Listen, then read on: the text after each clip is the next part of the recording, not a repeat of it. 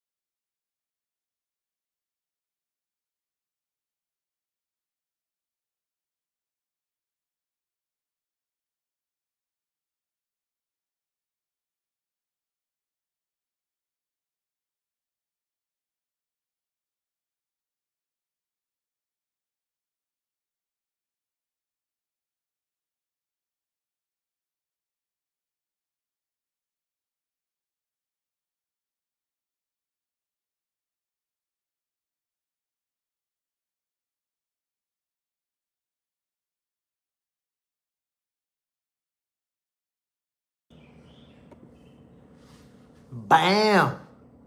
Bam. My peoples. My peoples. Welcome to another episode of Boxing for Breakfast, where you get your healthy dosage of sweet science early in the morning. Y'all know what we doing, man. We talking boxing. And let me just say, it's a beautiful day today. Wherever you at, it don't matter if it's raining, snowing, hot, cold. If you up, if you breathing, it's a beautiful day. God gave us another one. Thank you, God. Yes, sir. Let me give a shout out to those already tuning in. Size in the building. Unlaced. Underrated Will. Marie. Who else is in the building? Them and four. Salute, family. Yes, sir. The assassin. What's the deal, G? Fellas. Y'all know what we here to do. You guys know this. We talking boxing. Yes, sir. It looks like Devin Haney versus Rollies Romero ain't happening. It ain't happening. That's what it looks like. Devin Haney said that Rollies can't even sell out a ballroom. The money's not right, according to Devin. So, are we gonna get this very much anticipated rematch? Ryan Garcia versus Devin Haney?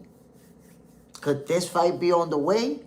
Ooh, Claymore Rain in the building. Salute, family. Bam! What do you think, man? Is this fight going down? Because the way Devin Haney been going at Rollies on social media is like, man, listen, ain't no money to be made with you. You can't sell out a ballroom. You delusional. I'm looking at other options. Rollies look frustrated. He's like, you already signed my contract. Devin is like, man, look, you thirsty because you got your mandatory. Go fight your mandatory. And let's see what you do. The letter M, good morning, salute family, bam. So, what is the next option for Devin Haney? Right now, he don't have an opponent lined up. Ryan Garcia don't have an opponent lined up. We know the history. We know what happened. We know the pummeling session that Devin had to endure, but we also know the 3 pounds and the positive test from Ryan Garcia. So, there's a lot of controversy going on with that fight. And obviously, we want to see them fighting again. We want to see how it plays out. The timing is perfect. They both world champions. There will be a unification fight. It's great right now. Claymore Rain. I just made a video last night. Here's another layer to it. PBC, pay-per-view, back-end money ain't cutting it. These guys want upfront money. Ooh. But you know what? I said that before. I agree with you 100%, Claymore Rain. And I said that before. All that stuff about the back-end money, listen. You ain't got the money until you ain't got the money. People want guarantee. They want to make sure this is what I'm getting. Because look how it's all playing now with the PBC. People claiming that, nah, they wasn't paid. There was a fighter who claimed that he actually forgot about money that they owed him. And he had to go with somebody to collect that dough. So all that back end money, we're going to get all the dough in the back end. It looked like a lot of people wasn't getting that paper, including Floyd Mayweather, who said he got robbed. The letter M. It is technically the bigger money fight. And he can't run from a get back if you so Debo. Ooh. And you know what? Devin wants to fight Ryan Garcia. He genuinely wants to fight him. And remember, when they fought in Times Square, that Devin fought Jose Ramirez, Ryan Garcia lost to Rolis Romero, it was after that fight that they were supposed to meet up. That's what was supposed to happen. But Ryan Garcia lost. Well, now he's a world champion. And by the way, I said it for a long time. Ryan's going to become a world champion at one point or another. I expected it. I saw it coming, my peoples. Marie, I won't believe anything until they announce the fight and date, etc. Because these fighters are weird. Every time they get us excited eventually, it's not happening. So I'm fed up. I believe when they announce it. Look, I feel you on that because sometimes we think a fight is happening and it's right there. And boom, no, it's not happening. So we have to wait for an announcement, but it looks like Devin versus Rollies is not happening. And that makes me feel like the door is open for this fight. Neither guy has an opponent lined up. Both of them want to be fighting around the summertime. Perfect. The timing is perfect. And now it's going to be a unification fight. The first fight was big. Listen, the first fight between them two, it was big. It did big numbers. This is going to be a lot bigger than the first one. You know why? Because Ryan Garcia is a bigger star than he was for the first fight. Devin Haney is also a bigger star than he was for the first fight. And they're both world champions. It's a unification. It's a rematch. There's history. There's bad blood. There's a crazy storyline now for this rematch. It's going to be big. Agent 17, bam, salute family. Young Guns, don't go, Jay Smith. What's the deal, my brother? Young Guns, Jay Smith. You got the entire boxing roster in your title. That's everybody we talking about today. That's everybody we talking about in this episode of Boxing for Breakfast right there. Young Guns, they should put Ryan versus Devin on the West Coast or Vegas. I think that will sell better than it did in NYC.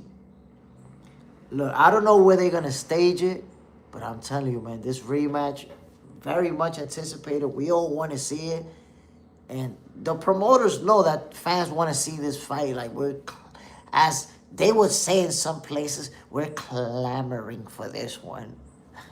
Claim or reign. It's all about Turkey. And Turkey only want one fight. Haney versus Garcia 2. But now we got to see, is Ryan willing to concede to getting on VADA now? Until then, who is Lewis Crocker fighting? I heard Keyshawn Davis express interest in Lewis Crocker. I heard him expressing interest in that fight, but let's see. However, as far as the VADA testing, I think Ryan is going to go for it and say, let's do it. I really believe it. Simply because he's going to fight him clean. It's a huge money fight. If you win, you don't want no speculation behind it. I know that Ryan doesn't want to be in a situation where he wins and they're like, yeah, but in the beginning he wasn't doing VADA testing, so maybe, nah. I believe that he's going to go for it and they're going to make it happen. Young Guns, it's the rematch of 2026. It's a huge rematch between Ryan Garcia and Devin Haney, simply because of the history between them. My peoples. My peoples. Look what Zayas says he's going to do to Jerome Bruce Ennis. I'm going to rip his heart out. Zayas, the 23-year-old, he's confident in himself. Confident. He's saying that he's going to put the Swiss, the Dre, and the Apple beats on Jerome Bruce Ennis. The young gun. Now, I'm going to tell you guys why it's a good idea for Zayas to fight Boots now. I'm going to tell you why. Claymore Rain, do you believe Teofimo Lopez is a real potential fight with Ryan? I mean, Teofimo did say that he was going to move up to the welterweight division. So, but I don't know if he would do that first. I don't know if he would go fight Ryan Garcia, his first fight in the division.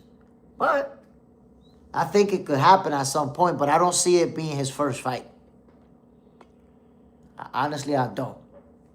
So I'm going to tell you guys why it's a good idea for Zayas to fight Boots now.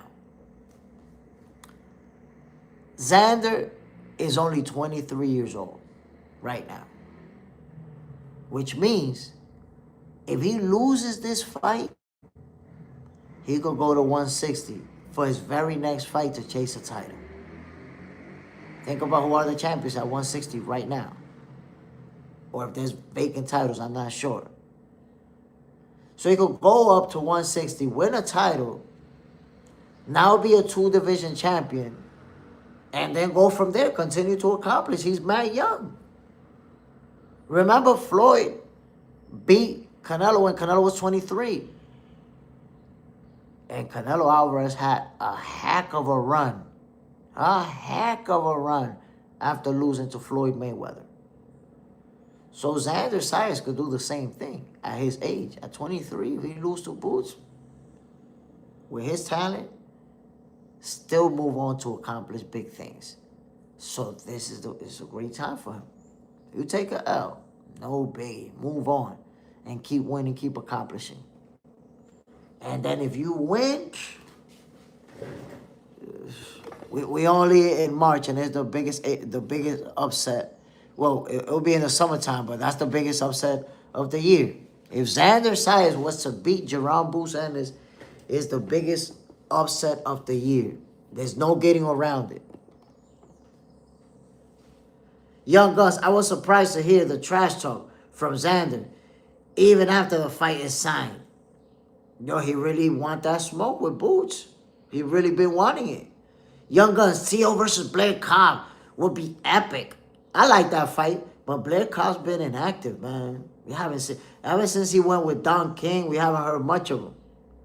Claymore Rain, Xander talking spicy. I love this shit. Xander wants to test Boots' grit. I agree. Boots been chilling in the ring and maybe has picked up some bad habits. Can Xander capitalize? I mean, here's the thing. When I look at Boots, I think that sometimes he get caught with some good shots because he's trying to perform for the crowd. Boots is a performer. He want to put on a show for the crowd. So I think because of that, he'll mix it up a little bit more than he should at times. Because he's great on the inside. We know this, right? But I think we've seen Boots turn into the Matrix out there. So he just can't be hit. When he start using that head movement, that waist movement, and using the angles, and switching on the dime, it get crazy out there. So, but Zayas is a very skilled fighter, very technically sound, and he's the guy who's been at 154. Boots moved up and has one fight there. Xander could potentially... I have a hard time saying he's going to be the stronger guy. I have a hard time saying he's the stronger guy because Boots, he a big dude. He was able to make welterweight, but he a big dude. He's super strong. But Xander's strong and he nice. He nice with the hands. Can he capitalize? I don't know, man. Boots said And I'm going to show you what Boots said, because Xander talking spicy, but Boots returning fire. Marie, I really think Boots is going to show his best, a whole other level. And he will shut up all the hater mouth. I think he's going to surprise us. And by the way, young fighters like them learn from mistakes and get better. So I got to say, man, Boots has a lot of naysayers. I am Broly, salute family, bam. A lot of naysayers. A lot of people say Boots ain't beat nobody. He ain't beat nobody. He got Xander Zayas, a unified world champion in front of him right now. So he went from about to fight Virgil Ortiz, who, by the way, has never fought for a title. You guys know this. To fighting for unified titles in Xander Zayas. Young Guns, Jay Smith. Will you agree Xander is the more technical fighter and Boots is more athletic, explosive fighter? I wouldn't say Xander is more technical. Nah. Boots is super, super technical. Super. And from both sides. As a southpaw, as an orthodox fighter. So I wouldn't say Xander's more technical. To be honest, look, I'm going to keep it 100 with you. I can't think of anything that Xander Zayas does better than Boots. Nothing. And you guys know how I feel about Xander Zayas. I told you guys before, he's the face of Puerto Rican boxing. My guy, and I know he's going to accomplish a lot. But I can't think of anything, one thing that I could say he does this better than Boots. I can't think of it. But what I do know is that Xander Zayas is nice with it. He's nice with them hands. And if Xander Zayas is having his best day and Boots is having his worst day, Zayas can pull it off. That combination of things has happened. Can happen. But you have to understand that the clear favorite for this fight is going to be Jerome Boots. I am Broly. Big question. Could Crawford have beat Fondora? He would have beat him. Beat him up. Beat him up. That's why they didn't want to fight him. Black Escalade. Boots is about to be surprised. Salute, family. I mean, it's going to be a good fight. Look, I'm going to tell you this right now. Xander Zayas is going to turn out to be the best fighter Boots ever faced in his career. Boots is going to, have to deal with somebody who's there to beat his ass. Because that's the thing. Sometimes fighters get in the ring, and after the first round, when they get so outmatched, that from that point on, they surviving. They throwing punches, but they surviving really. They trying not to get knocked out. Score Wolf. Boots probably going to scrape Xander. But do you think he will fight Fondora? Yes. And will Boots win? I can't answer that question just yet. But I'll tell you this right now. Jerome Boots Ennis versus Sebastian Fondora is pretty much the inevitable. Now, why I feel comfortable telling you that Boots versus Fondora is the inevitable? Because Fondora is the man in the 154 division. This is his division until further notice. And you know, what does Boots want to do? He want to take over. He want to be the man. He want to be the guy. You cannot be the guy at 154 without taking on Sebastian Fondora. So that fight, they're on a collision course. Claymore Ring. Roy Jones showcased the Matrix for years. Some argue he didn't really get tested until Antonio Tarver. Or you can add James Toney. But ultimately, that Matrix-ish equals lazy defense. This can be an upset. Ooh. Look.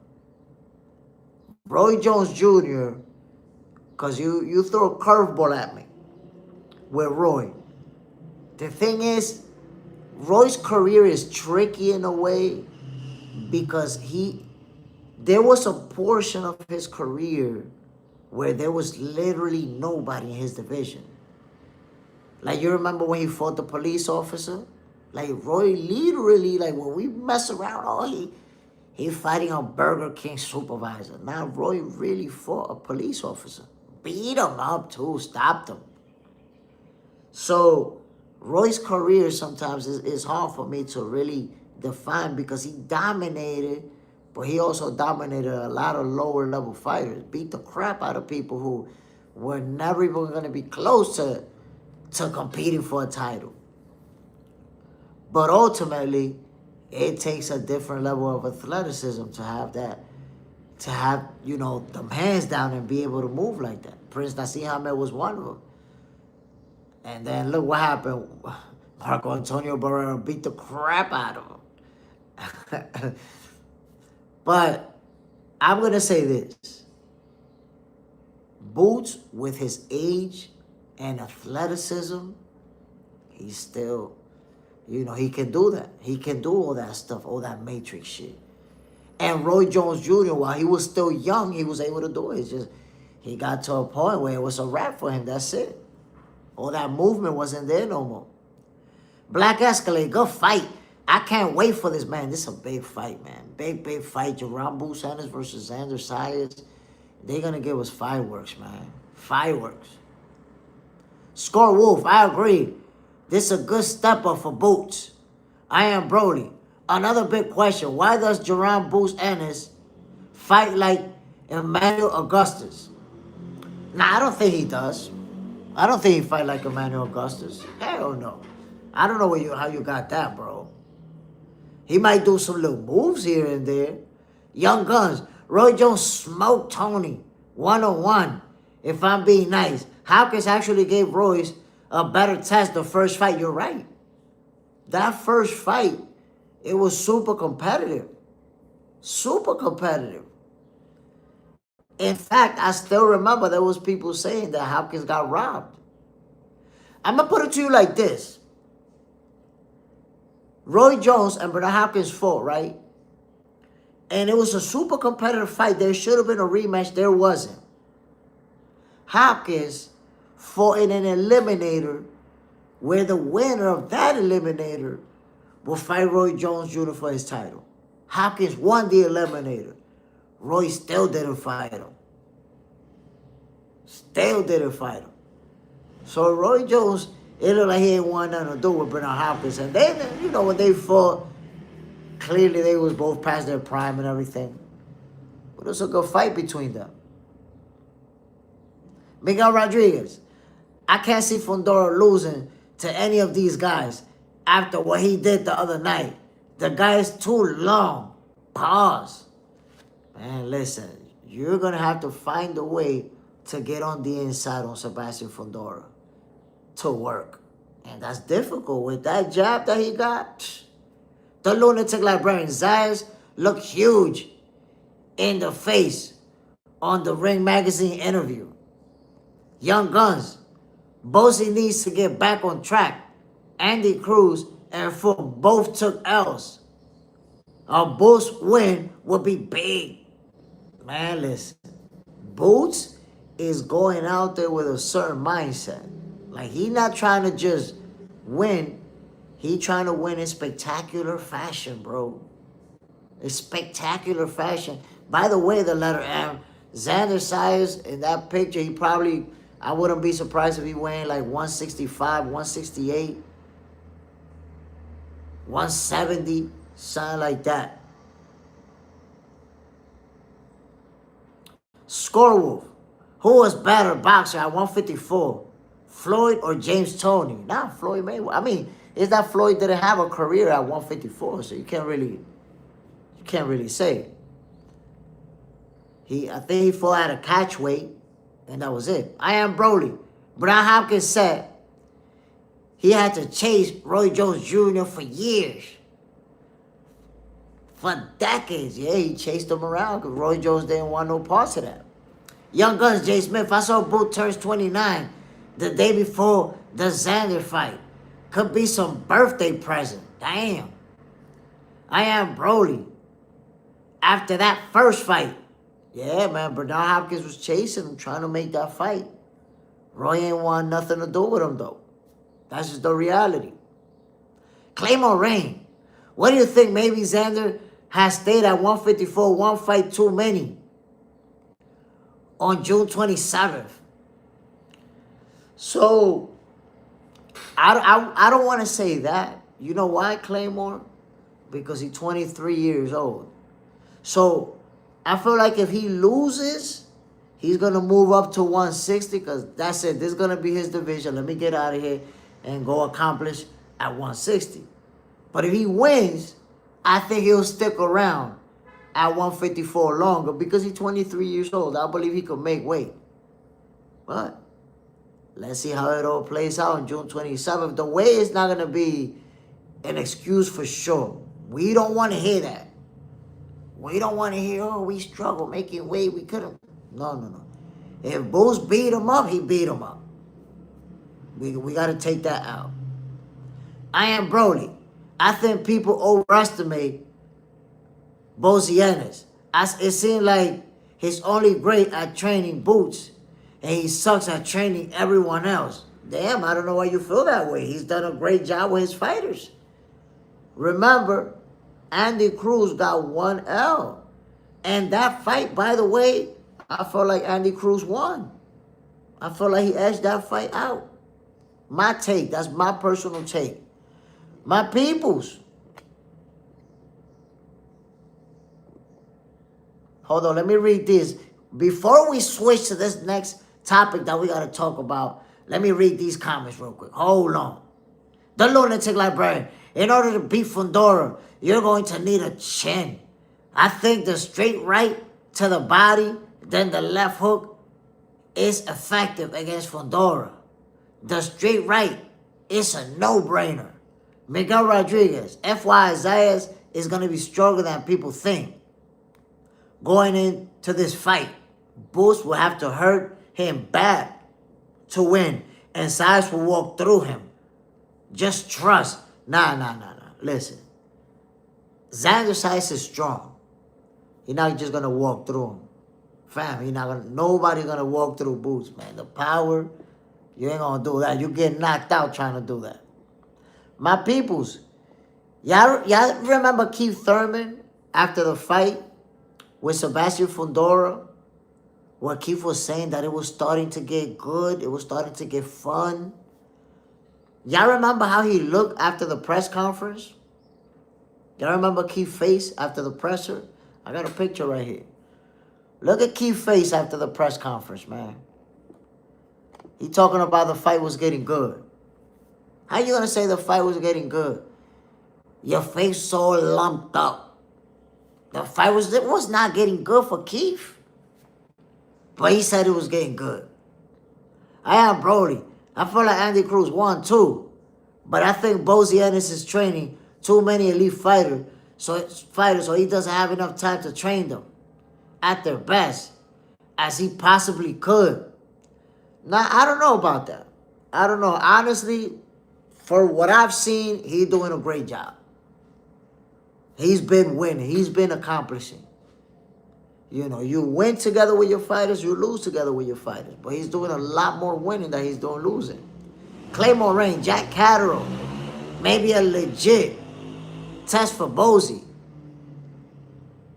This fight with Giasov will be technical. Ooh, you see? That's a tough one right there. Who you got? Who you got winning that fight? Miguel Rodriguez, the Lunatic Librarian. I'm glad I was ringside for Fondora versus Su 1. Tim was beating Fondora's ass. He was actually winning. He was actually putting hands on Fondora. And it went downhill quickly because the elbow happened like in the 3rd round. And after the elbow, that's it. It started going downhill from there. You know, the blood, him wiping his face throughout the fight. I am Broly. You're right. His fighters are winning. They winning. They doing it. Aroma sound.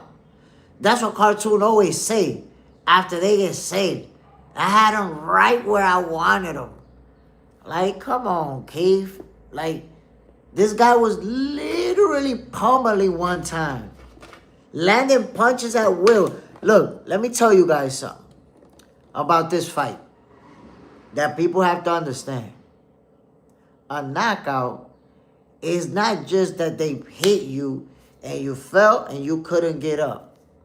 Or the referee had to waive it because you're taking the beating and you're almost unconscious on your feet. Nah. There's a lot of stuff that they take into consideration to say, okay, we got to stop this fight. My boy out here. And here it is. Watch this. Remember that after round number 5,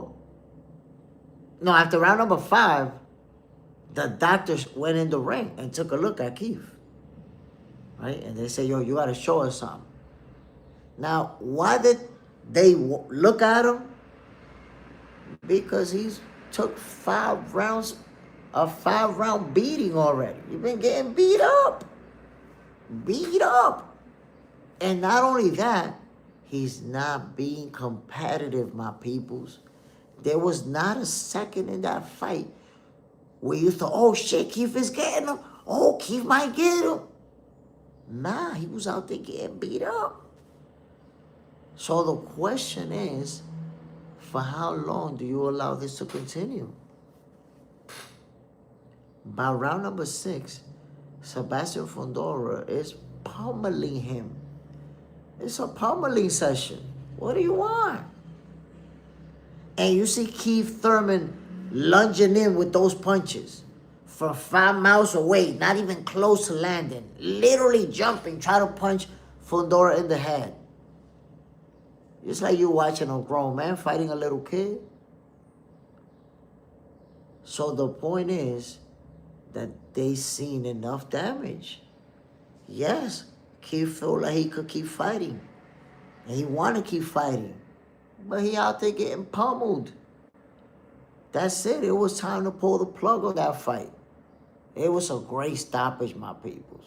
That's the reality. Score Wolf. I felt bad about how Tim versus Fondora won. The blood messed up his game plan.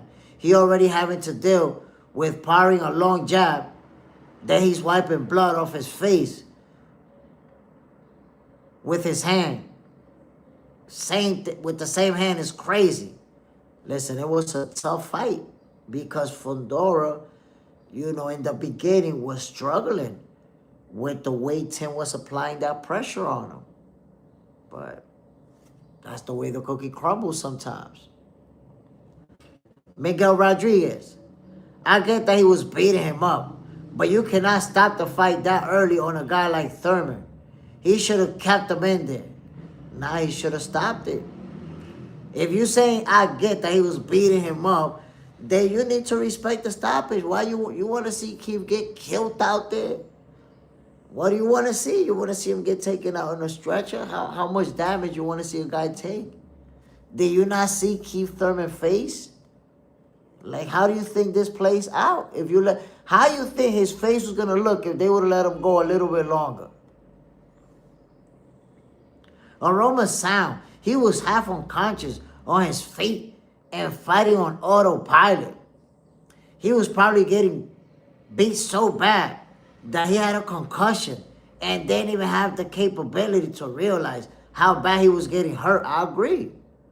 Keef was definitely concussed because to take the type of beating that we looking at and to say from his point of view the fight was getting good, come on, man.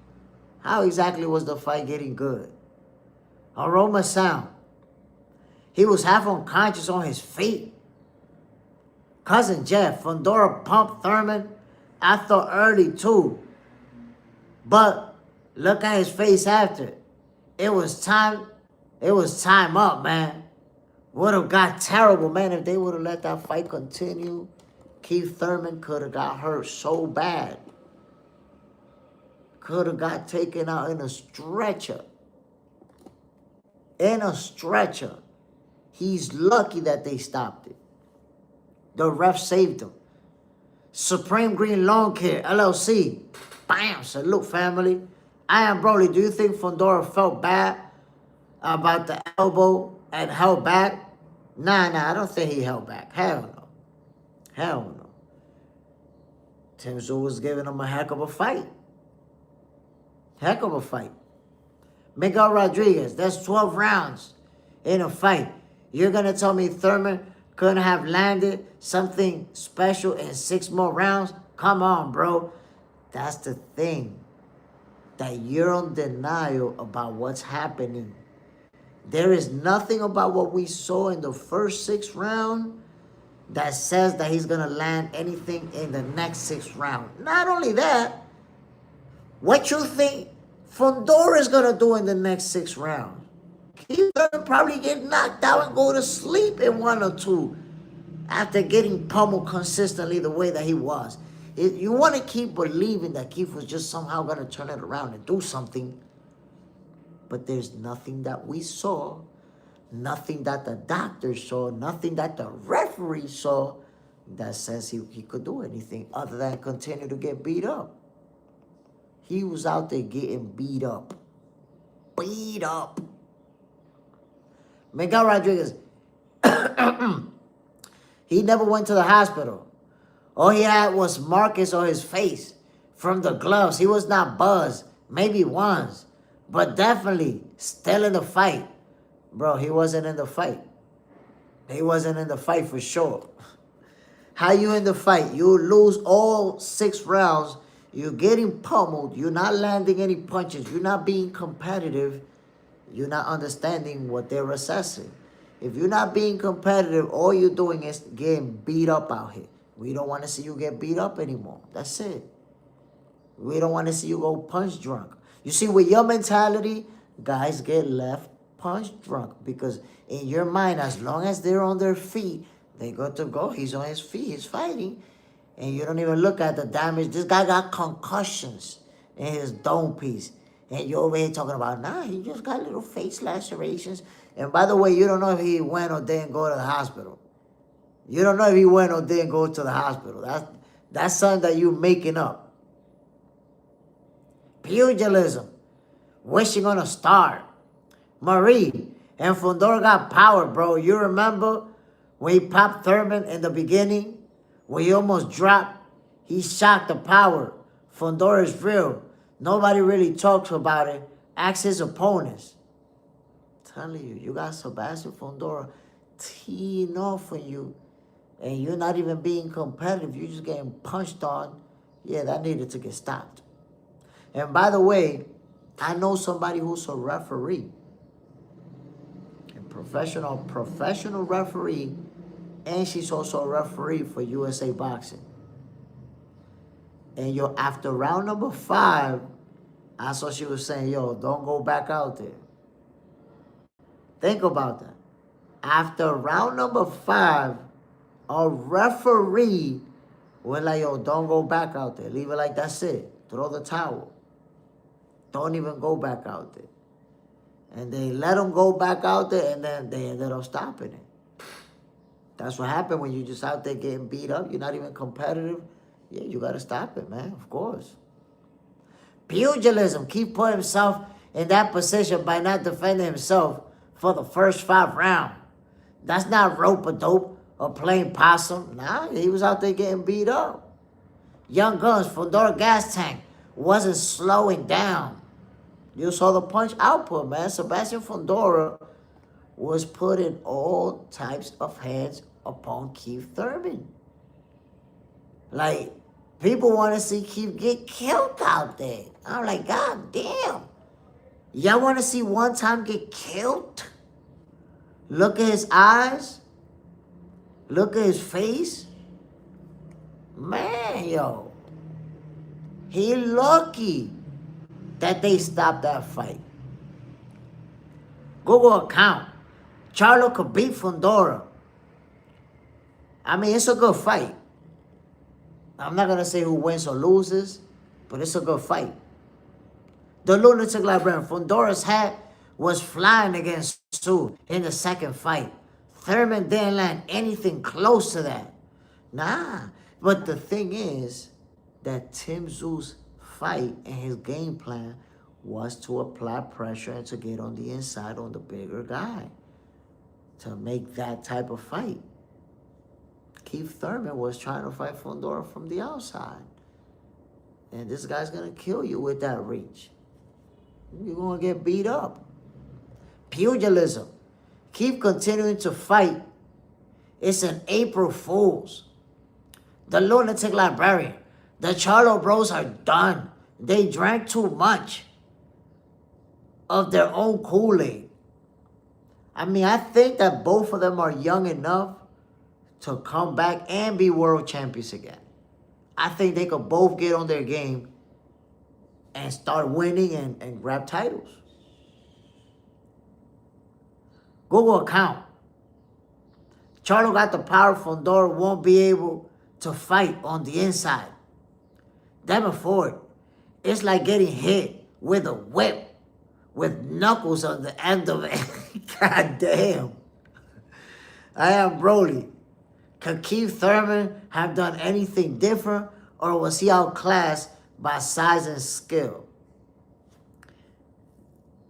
Honestly, I don't see what he could have done different. Well, he could have done something different. The outcome may have been the same, but it would have been a more competitive fight. He could have been the guy applying pressure. You know, move your head, find your way on the inside, and let the hands go. Constantly doing that, like Tim Zoo. You're going to have to eat some punishment on the way inside, but once you get on the inside, you're going to be able to get off too. And that's the way Brad Mendoza won the fight. He was getting beat up. But on the inside, he landed a big shot, hurt Fondora, and stopped him. You got to fight him on the inside. Simple as that. Underrated Will. I'm back. Salute, family. Bam. Marie. Yeah, the old Charlo. Y'all know, but y'all forget that Charlo ain't the same anymore. Fondora beat the shit out of him. Now, unless Charlo really trains seriously, takes it seriously and trains hard. JO21.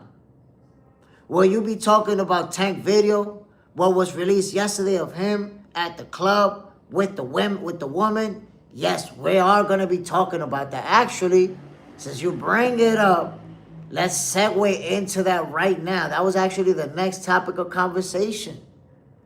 My peoples, did y'all see the video that was leaked from Tank Davis at the strip club? The lunatic librarian, did you see the second out interview? Charlo has slurred speech. Him versus Madrimo, Bertasaliev, Kelly, maybe.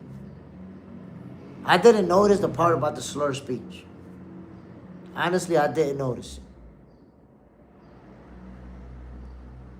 Devin Ford, Mendoza definitely can't do that again. Yeah, this is a whole different version. Whole different version of Sebastian Fondora. I am Broly. So how would Devin Haney fight Fondora? Devin utilized the clinches. Would that work with him or against him? I mean, you didn't see Devin utilize clinch against Brian Norman Jr. But, you know, right now, Devin is at the welterweight division, so I wouldn't even match him up with Sebastian Fondora, who's campaigning at 154. So, my peoples, did you guys see the video with Tank Davis and that girl in the strip club? Yeah, it seemed like a replay of Tank at the basketball game in 2020. Honestly, it did. It very similar. I see the similarities that you're talking about. But if you guys notice, for the last few days, there's been a lot of talk on social media about the $20 million lawsuit that Tank Davis put on that girl, about how one of the charges was dropped. People posting, y'all better apologize to Tank Davis because, look, he's innocent. And people floating all that stuff around. And you may have noticed that I haven't said anything. I haven't said anything about none of that. Why didn't I say anything? For two reasons. Number one, I knew that him having multiple charges, them dropping one of the charges, would not mean that he's off the hook on the other two charges. He's still being charged with those. And I knew that. So people celebrating a victory for Tank and talking about, y'all better apologize to him. He's innocent. These two charges are still pending. They over his head right now, this very moment. So I guess in the response to what was being said, that he's innocent and that he's suing this girl because he's innocent and she slandered his name, I guess they decided, let's put out the video. They leaked the video because up until this point, we had heard about it. We had heard that there was a video inside the strip club where he drags the girl or whatever, but we only heard of it. We never seen it. As a response to all the social media backlash and all the people that were saying Tank is innocent and posting about it, brah, they leaked the video. Now, you guys seen the video, Tank Davis basically grabbed the girl.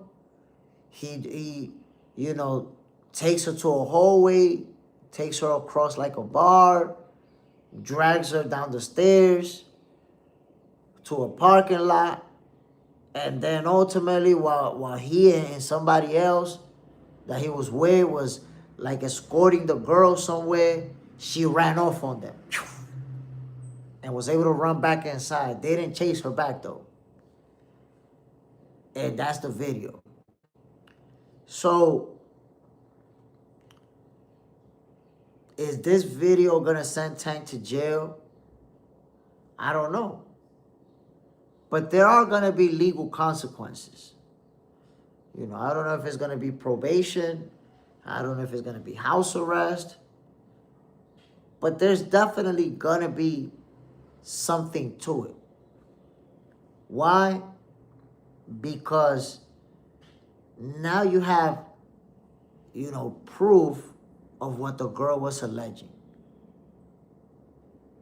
And the thing is, in the video, you can see where they like in a hallway and she's begging him to, no, please, saying please. And he's like, nope. Dragging her out, pushing her down the stairs, like, no. Where was he gonna take her? Who the hell knows? Who knows? But that's the situation. Yo, I heard the woman is asking for $5 million. I don't know how much she's asking for. I haven't seen anything of that. But that's the problem. People think because somebody asks for money, they lying. Or because somebody asks for money, they the other party's innocent. And nah, that's not true. Now, I will say this. There's nothing in that video that shows that she's injured or that she suffered any injury. Marie, yeah, Tank said he was running inside to get something and she went back to him. He said he got proof that she was with him that night having sex. In other words, he didn't kidnap her.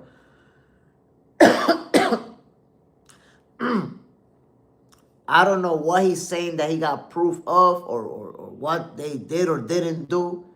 But 2 of the charges did not get dismissed. And then that video got put out. And the thing is, and I'm telling you, this video is going to bring legal issues because you can't do that. You can't do that. What he's doing on that video, you cannot do it. Listen, it could be your wife. It could be the woman you married to. If she's saying, I don't want to move from here, you drag her around, drag her down the stairs, push her, take her. Even that can land you in jail. That's assault. You can't do that. So I think that there's going to be some legal consequences to this. To what extent? I don't know.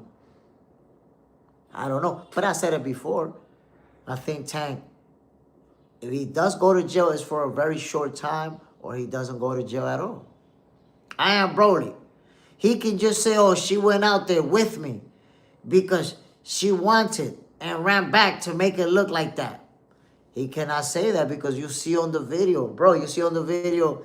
I guess you didn't see the video, bro. You definitely did not see the video. It actually showed him grabbing her by the hair and dragging her down the hallway. And then it shows that she stopped and it's saying, no, no. He pushes her back down the stairs. Go. So the whole time throughout the videos, you see her saying, please no, and try not to go. So what you're saying, my G, doesn't match what was actually shown on the video. Aroma sound. It's going to cost him a few dollars. But jail time for that will be excessive. He didn't throw a punch or anything crazy. West does it. In Georgia, that's technically kidnapping. You can do a few years here for that. Good morning, Box Center and family. Bam, salute, my brother. So, yes, that's the thing, Aroma sound. Take into consideration what West Dusset is saying. When you grabbing somebody and you moving them against their will from here to here and they not free to leave, brother, that's a problem.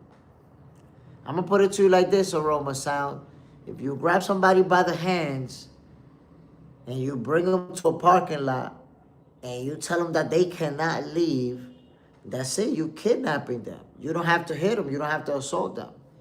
You kidnapping them by the fact that they're not free to leave.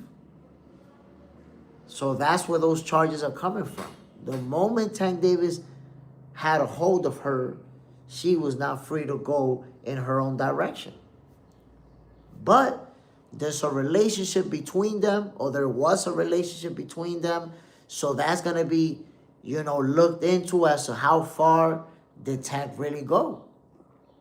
Marie, he needs to bring that proof because it's looking very bad for him. Something ain't right. And he need OGs with him or some that protect him for those shit. He mentally ill, I think. I mean, I don't want to say that Tank Davis is mentally ill. I think that, you know, that was a girlfriend that he had that worked in a strip club. And maybe you should not have a girlfriend that work at a strip club. I think that's going to end up turning into a problematic situation. That's my position on that. My personal position. Pugilism. They're going to make a Taken movie called Tankin'. The lunatic like Brown. Unless Tank is fighting in the ring. Next. I am Broly. He has a high ego, man. Yeah, he's a crazy man. Underrated Will. Yes, Tank disappointed a lot of people. Trent Thomas. When you're in a combat sport, in high level, you can't touch anyone in an aggressive manner. It's assault. Yeah, but I tell you what, Trent Thomas, even if you're not in a combat sport, if you grab a woman and you drag her from point A to point B and you dragging her around, and that's going to be assault, even if you're the average Joe. J.O. And Tank is a trained fighter. Those hands are weapons. I mean, look, the video doesn't show him hitting her. He grabbing her, pushing her, but he never hits her, never slaps her, never punch her, kick her, nothing like that. Because then that would have been a whole different level of problems. But let's see how this whole thing plays out. But that's the situation with Tank Davis. You know, I guess, like I said before, they decided to put out that video to show that, wait a minute, we went through this process over here. They're not going to make it look like we lying and stuff like that. Marie is not his girlfriend. He met her there in the strip club.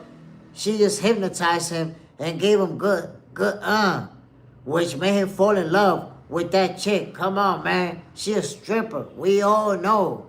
That's their work. They fool you and make as much money from you and say the things you want to hear. So that's true. That's true. But that was supposedly his girlfriend. that was supposedly his girlfriend. He met her at a strip club, started dating her. Supposedly they have been dating. I don't know if she said it was for 6 months or something like that. And so I'm gonna tell you what's being reported, right? But when this thing goes to court, we're gonna find out all of the facts. But this is what's being reported based on her story. Her story is that they have been together for like 6 months. Maybe 3 months, maybe 6 months. I don't remember. At some point, Tank started to get possessive with her. Started to get mad if he called and she don't pick up the phone right away. Started telling her not to be talking to other men.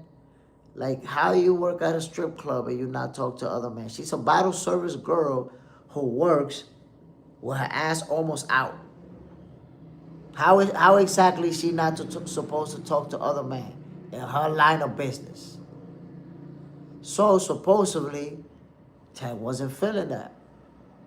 And I told you guys before, this girl, you know, she works in a place where dudes with a lot of money go to. David Battlegun, salute family, bam. She works in a place where rich people go to, millionaires. The Tootsie Gentleman Club in Miami. Basketball players, rappers, actors. So Tank not the only millionaire that she's seeing in that spot. She see a lot of people with a lot of money. So watch this. Based on her reports, after X amount of time, she decided to dump Tank. She decided to leave him. Why? Because he was getting too jealous. He was telling her not to talk to other men, not to do this and that. So ultimately, she leaves him and says she blocked him from all social media platforms. Blocked him from everywhere. And he showed up like that. And that when he showed up, the video that we see, that's what happened. So what do you think about a girl that worked in a strip club? You really think she love you? You really think she want to be with you? Nah, you a trick. So it looked like when Tank Davis found out that he was a trick, he was like, oh, I'm going to show you trick. I am Broly. Wait. Why is she working when Tank Davis is a millionaire? The thing is, Broly, that she was already working in that spot when he met her. He met her there. So it's not like he said, or maybe he tried to get her out of there. She was like, nah, this is where I work. This is where I make my money. I ain't going nowhere. Because that's the thing. He was a trick to her. Trank, will you go to a strip club? I am Broly. Will you go to a strip club and be like, yeah, I'm going to make this my girlfriend? That's what Tank Davis did. And she was just trying to get that bread. Trent Thomas, get the likes up, my peoples. Tank should chose better female company. I mean, if you go to that place looking for women, you could get some action. But a relationship, you cooked. David Battlegun. Nobody talking about how Tank had a roll up in his hand too. He not focused. Just need to see him fighting again. He's been left behind. I mean, we got to remember this footage is from when that situation happened. So it's old footage. It's not recent. Right? This is not recent footage now. Devin Ford. She's for the streets. I mean, she's a bottle service girl in a strip club, bro. Young Guns, Jay Smith. You can't find love in a strip club. Say that shit to Tank, bro. Say that to Tank Davis. Young Guns, Jay Smith. Oh, no, Marie. And I'm shocked that he did all that for this girl. She ain't all that, I swear. I would have watched at her on street. She's not that attractive, man. Tank is crazy, weird taste. Weird taste. So, look, I'm going to say this. A girl who's working in a strip club is going to tell you whatever she has to say to get that money from you. Simple as that. Daddy on the ground. It's evident that Tank has women issues, jealousy, trust, etc. Listen, I've seen this happen in real life. I've seen this with people that I've known, where they go to a strip club, they meet a girl who says, I never met nobody like you. They start giving them money. They start doing all type of shit. And then all of a sudden, the girl decides, oh, I don't like you anymore. I don't think this is working.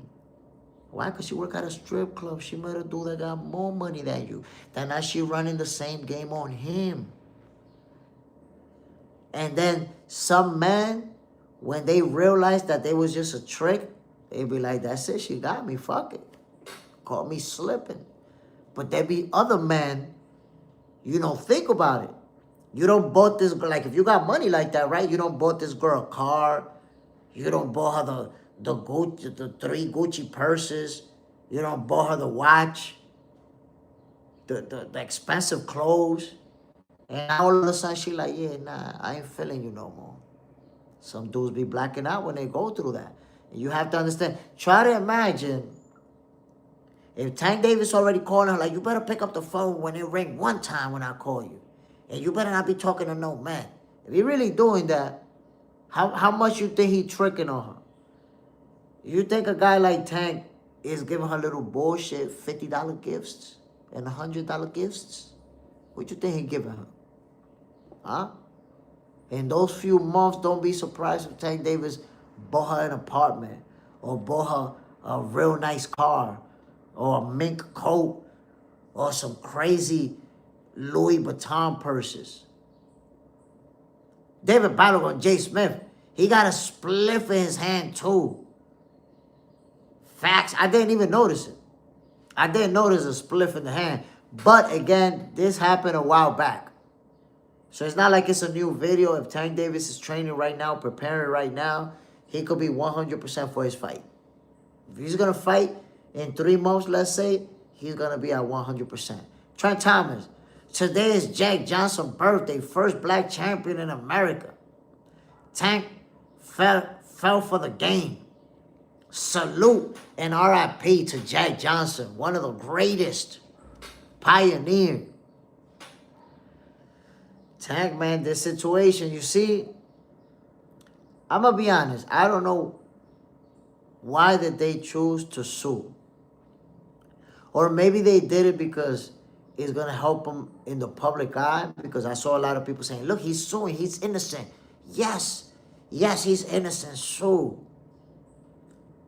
Like, when people are a fan of somebody to a certain level, they want to be on their side, right or wrong. And they're not neutral. They don't know how to be neutral. And that's okay.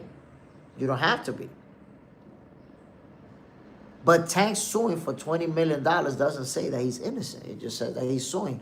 I don't know why they chose to sue. I think that's just going to be money spent in lawyers. And they're not going to win that lawsuit.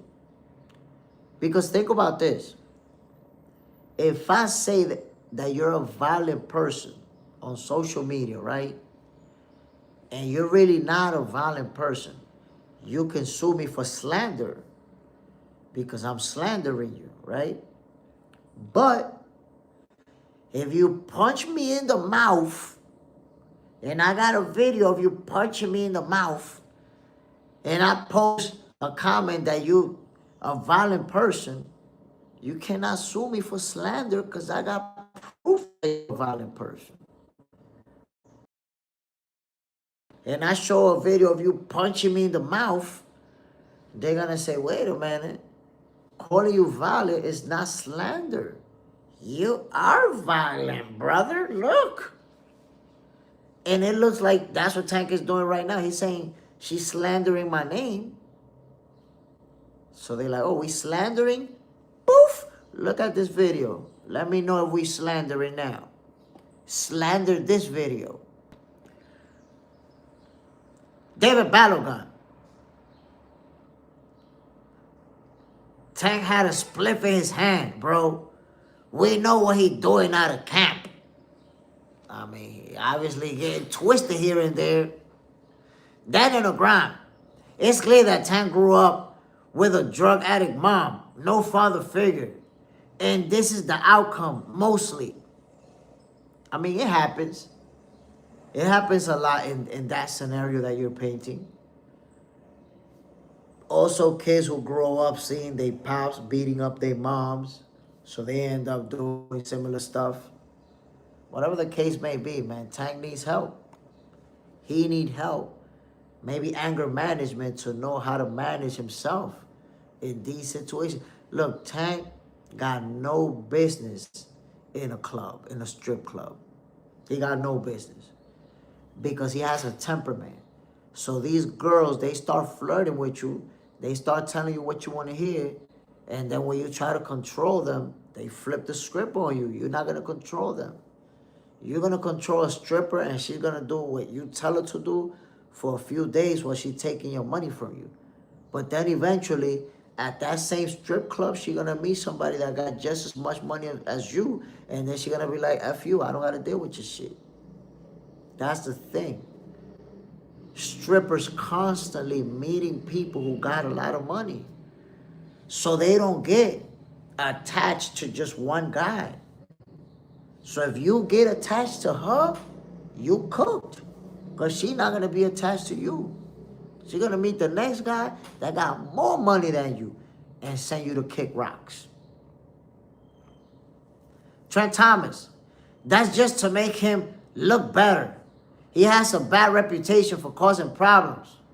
So now the lawsuit is not going to fly. And that's the thing, man. Tank Davis now has 2 videos of him dragging women from point A to point B. He has that other video in the basketball court where it was a girlfriend, dragged her out. Cameras chase him to the back, then drags her into the locker room. Had that situation. We don't know what happened when he took her to the locker room. And now he drags this girl outside of her place of work, wearing her shit, her ass out and everything, take her all the way to the parking lot. The girl has to literally run. She's on video running off on him. That's not good. Not a good look. Ronaldo, salute family, bam. The lunatic librarian, Tank, I'm sorry. It's a walking stereotype. Great amateur to world champion to the biggest downfall. So I'm not going to say Tank is the biggest downfall because right now he's only 30 years old. And at his age, he's still got time to turn it around. He's still got time to have a great career. He's dead in the middle of his prime. So I'm not going to say he fell off yet. But he can't afford to get in more legal trouble. He can't afford to get himself locked up. Brady, Tank is making an ass of himself in all areas of life. Pugilism, Jack Johnson can fight 100 rounds of inside fighting. He's TBE. I am Broly.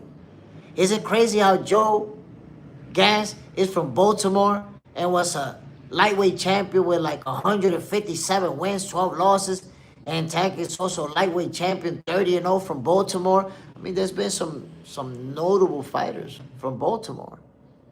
And that's the thing. When you go to places where, you know, there's a lot of bad neighborhoods, oftentimes that's where the best athletes come from, especially from boxing.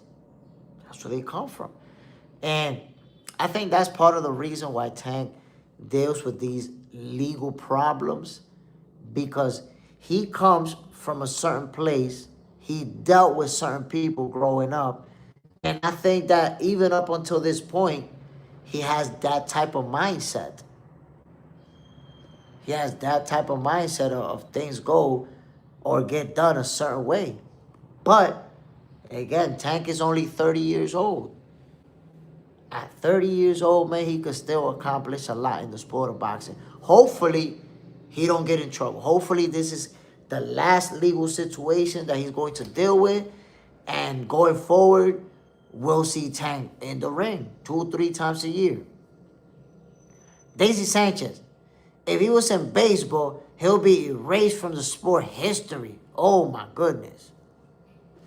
If he was in, not in baseball, really, if he was in, like, if a video like this comes out and you're in baseball, you're in football, you're in basketball, your career is over. You cooked. Your team is going to drop you. No other team is going to pick you up. You're going to stay inactive, and that's it. You're going to have to find something else to do. If you was a big star, you could become a podcaster or whatever else, you know, invest in businesses.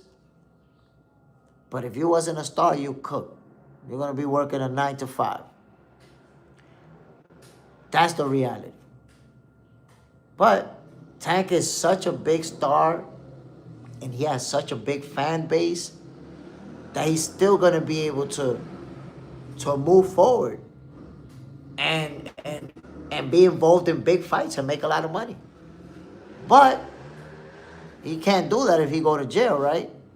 So he got to stay out of trouble.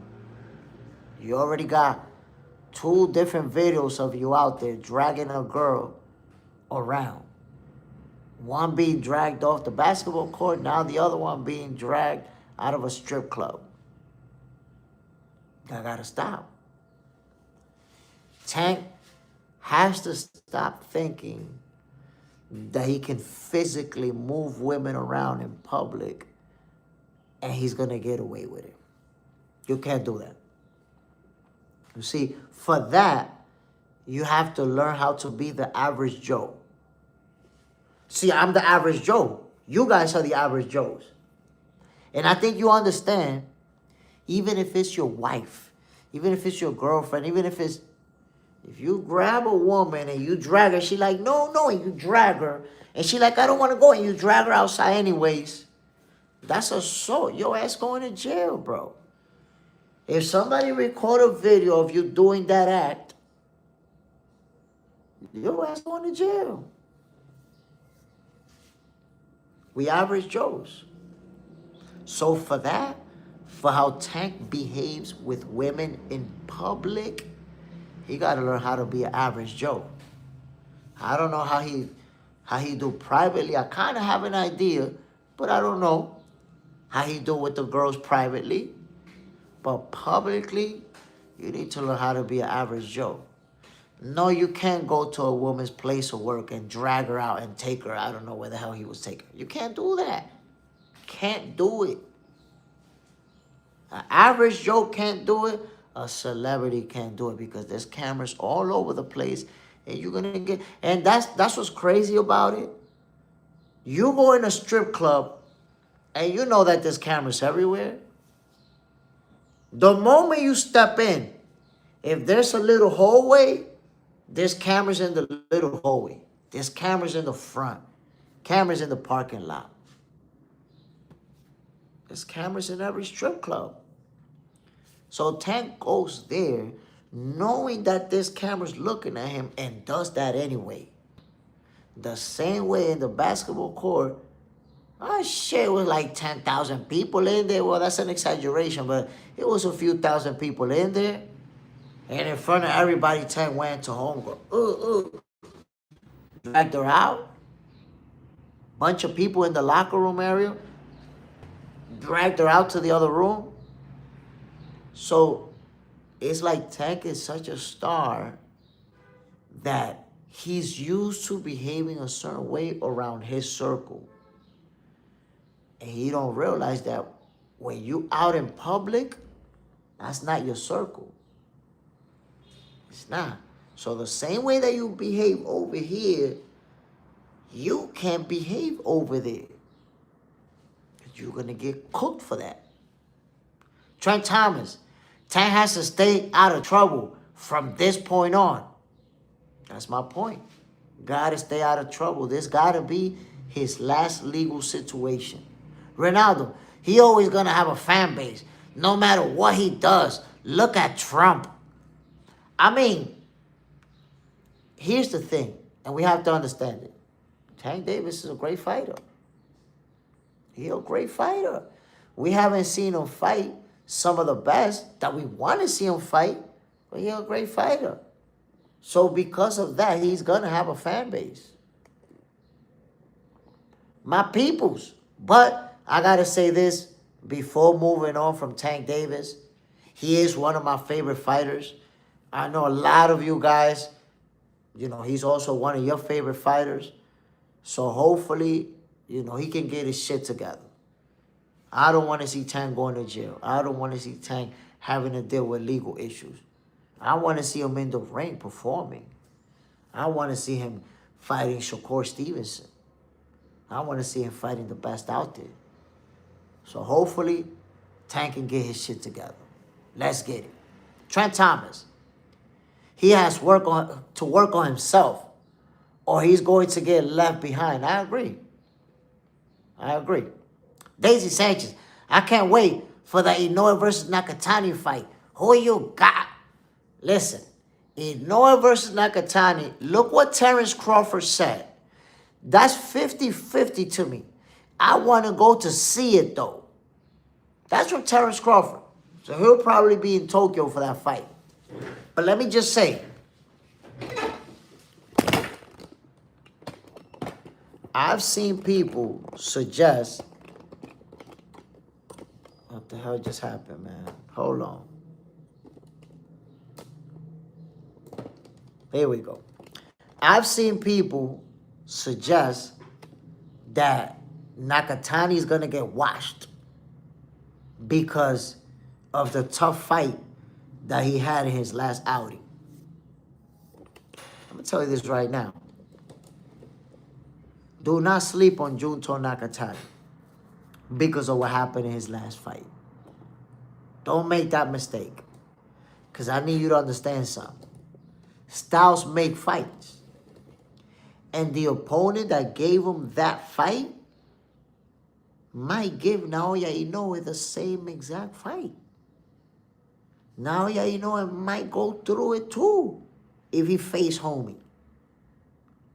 Because if you watch Nakatani, I forgot his opponent's name. But if you watched it, that guy can fight. He can fight and applies constant pressure and got heavy hands. So it's not like Nakatani struggled versus an average Joe. He fought a guy that's really good.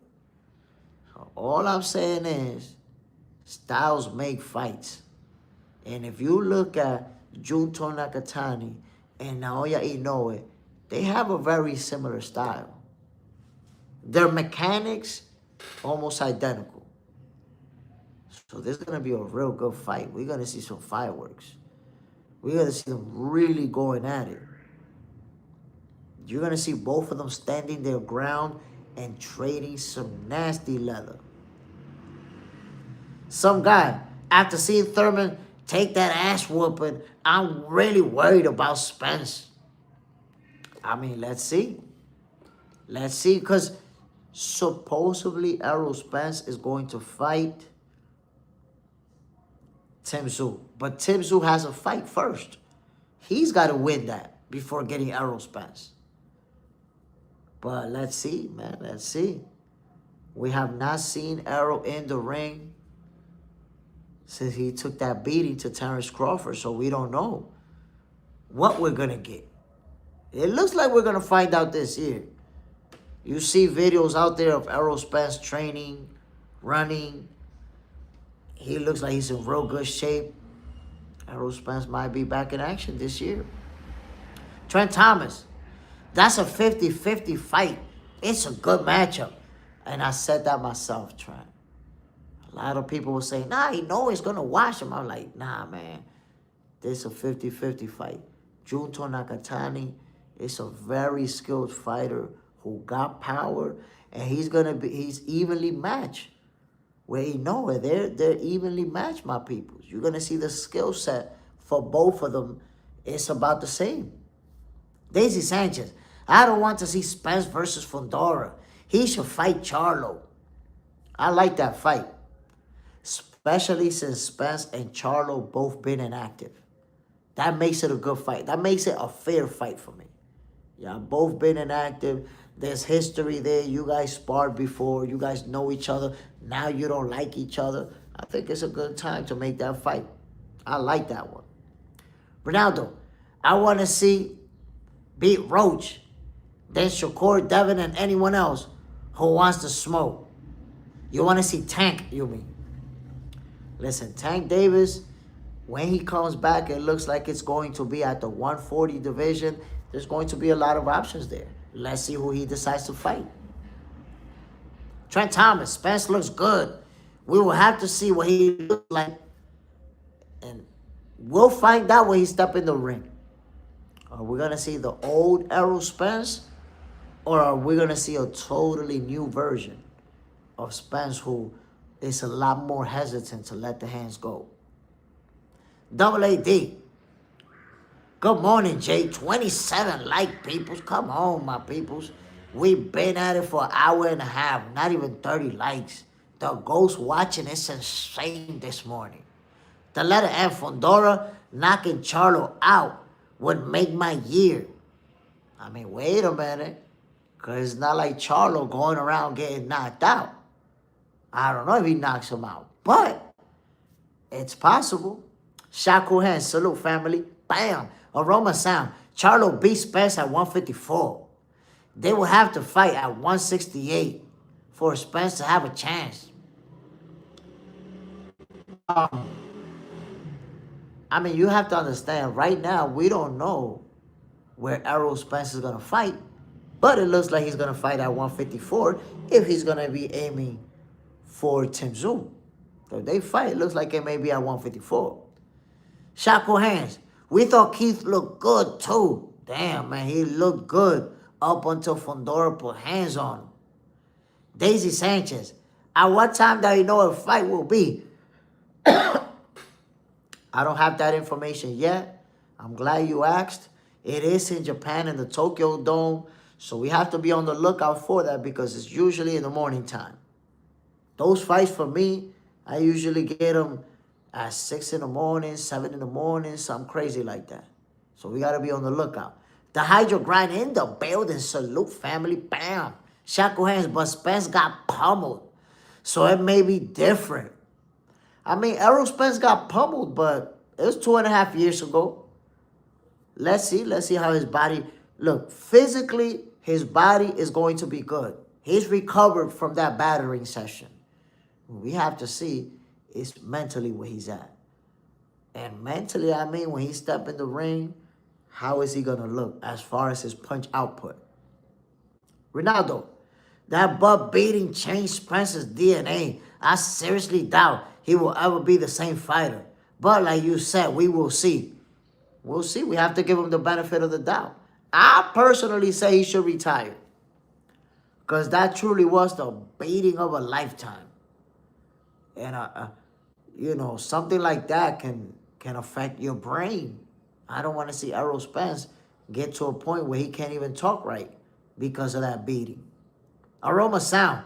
Charlo was undisputed at 154. I don't know if that weight class that someone should challenge him at coming off a 2.5 year layoff.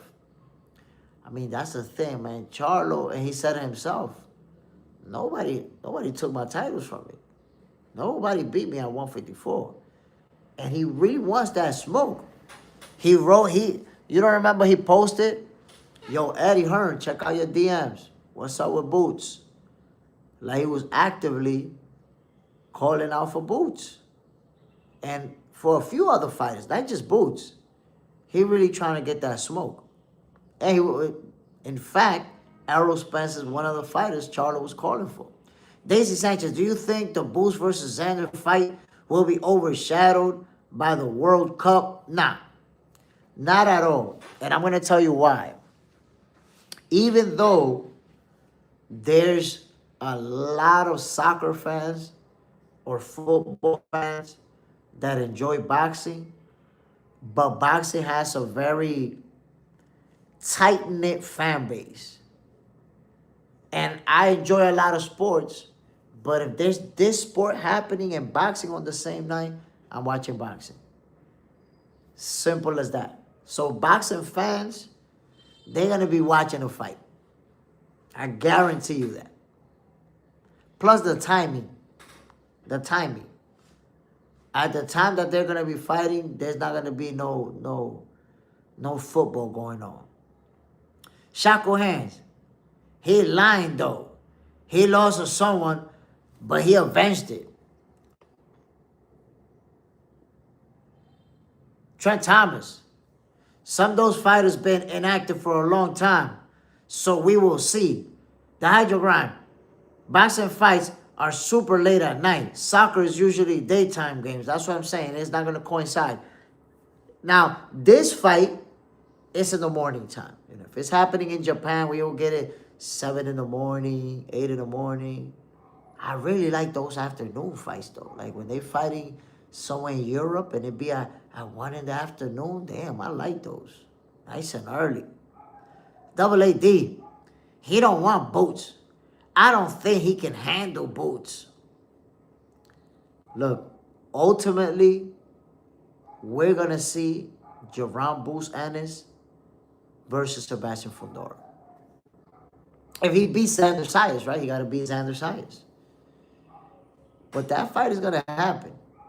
The Tower Inferno is somebody that you're going to have to see. You're going to have to holler at him if you want to become the best in the division.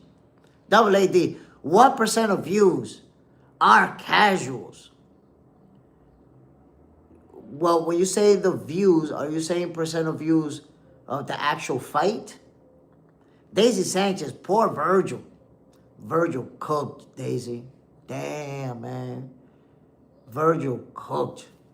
Jerome Busan is upgraded to a title fight.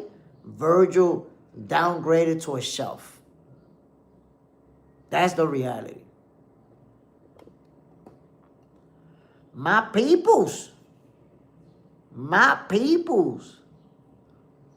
War Chisora versus the Bronze Bomber. Wilder. Whoa. This fight is going to go down soon, fellas. Some of you have already made your prediction. Some of you have not. Who you got winning this fight, fellas? Ladies and gentlemen. The letter M. I don't see anybody beating this version of the Tower Inferno. It's tough, man. It's tough. It's tough. Jerome Boots Ennis, I think, has a shot. Xander Zayas has a shot. Bakar Mortasaliev may have a shot. They have to prove it in the ring. Sebastian Fondora is the guy. Shackle hands, Chisora.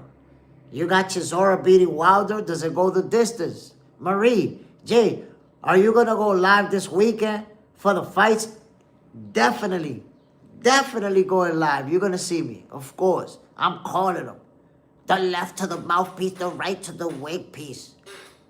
Oh, the humanity. The letter M, Wilder. The letter M, does it go the distance? Is Wilder going to knock him out? Is Chisora going to knock him out? How do you see it? Double AD. Remember, the World Cup is here, so we will have nighttime games. My point about casuals is you lose the sport fan that watches boxing to the World Cup. Oh, I get it. I get it. I see what you're saying. But it's like I told you. You know, the way that the sports play out, like I'll give you an example. A World Cup game is a lot longer than a boxing fight. So guess what? I guarantee you if a World Cup game is happening at the same time as a boxing match, people still find a way to watch both. If this boxing match is happening and the World Cup is in the first period, a minute into the game, people still watch the whole boxing match and go back into the game. But honestly, I don't think it's going to affect it. I don't think it's going to affect it at all. Trent Thomas, this fight is going to end someone's career. I mean, Chisora already said that he's retiring, that this is his last fight. He told Wilder, if I beat you, will you retire with me? Wilder doesn't want to retire, though. He wants to become champion again. The Hydro Grind, the humanity, the letter M. Wilder knocks Chisora out. Round number 7. Ooh. I don't know, man. By round number 7, somebody might be running out of gas. And if that's the case, we might see a lights out sleep session. We got to see how it plays out, my peoples. I'm going to tell you like this. I expect for us to see the fireworks early into this fight. I don't know how long it goes, but I'm going to give you guys this one for you to tell me. Because I think most of us see a knockout, a brutal knockout. Devastating blow, ladies and gentlemen. The over-under for me is 6. What do you guys have? Over or under? 6 rounds. Shackle hands. Karma ain't doing nothing. Hopefully, not the windmill. Wilder, you mean? The Hydro Grind, they both out of gas by round 6. Ronaldo, who was the first professional boxing match you ever watched? Julio Cesar Chavez versus Meldrick Taylor 1. Raul Mercado, Wilder's going to run out of gas. Double AD. The fight is a lot later. It's a lot later though. I think you'll get views. I think Boots and Xander aren't known by casuals.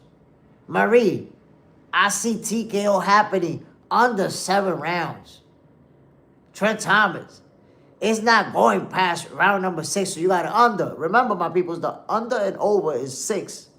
Does it go over 6 rounds or below 6 rounds? Double AD, guys, I don't think Wilder has the skills to go the distance. Chisora, by decision. Shackle hands. Wilder, but birthed Karma by actions after being on the ashwagandha. What the hell are we talking about, Shackle hands? Zayas has 29 likes, my peoples. Golly, we've been going at it for an hour and a half. Not even 30 likes. A lot of ghost watching. A lot of sneak hating. Double AD over 6. It goes over 6 round, my peoples. Ronaldo, Ray Wilder, and Chisora will be over by the 5th round. Somebody sleeping. Somebody taking a nap. Somebody taking a nap. My peoples, what's going on at the 135 division? What is going on at the 135 division? Shackle hands. Yeah, he ain't the same. He's calm. Now he got beat up.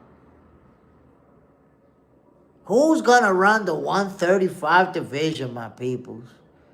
You got Dalton Smith. I mean, the 140 division. You got Dalton Smith, Gary Antoine Russell, Shakur Stevenson, and, of course, Richardson Hitchens. Now, Shakur Stevenson,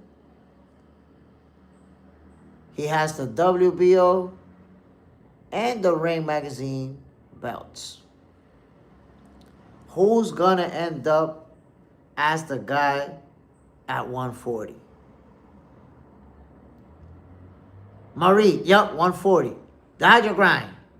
Draw after the 6th round, both exhausted and agreed to call it quits together. Damn, they're going to call it quits together and retire together?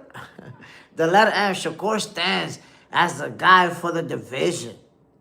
Daisy Sanchez, boxing will lose casual fans to the World Cup full stadium in USA and Mexico last weekend. So, my peoples, Shakur Stevenson has some tough competition in front of him at 140. But he's calling out for everybody. He calling out for all the smoke. Shackle hands, nah. Rich gotta fight Duarte. I mean, he already got another mandatory. He got a mandatory with somebody else.